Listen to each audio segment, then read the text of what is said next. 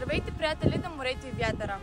Юли беше един изключително динамичен и вдъхновяващ месец за морски клуб Балчик. И сега ще ви разкажа защо.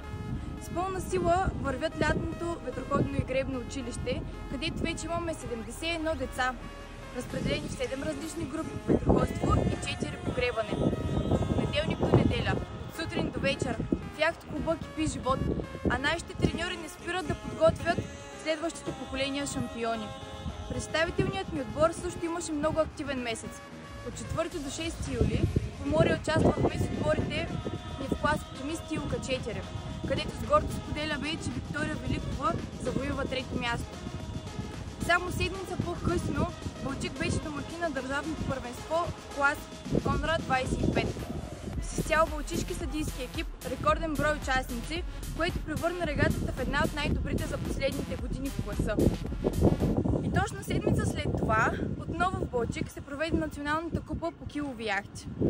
Първо място спечели екипаж с наши състезатели от клас 420 на яхта Скорпио, а на второ място смесен екипаж от морски клуб Балчик и ветроходен клуб Понтус Варна. А за гранд финал на месеца от 25 до 27 юли спечелихме цели 10 награди. От държавното първенство в класовете Илка 4, 420 и Кадет.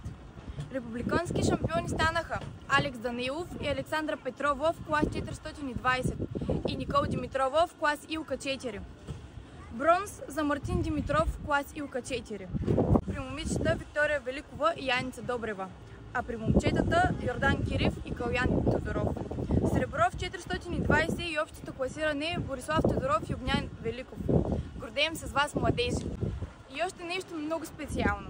Това държавно първенство беше символичното последно участие на нашия клуб с клас Кадет. Точно 15 години след като тези лодки бяха дарени на клуба от Никола Александров, представител на ЦС Як Академик. Тези лодки дадоха старт на една великолепна ера и бяха част от успехите на клуба през последното десетилетие и половина.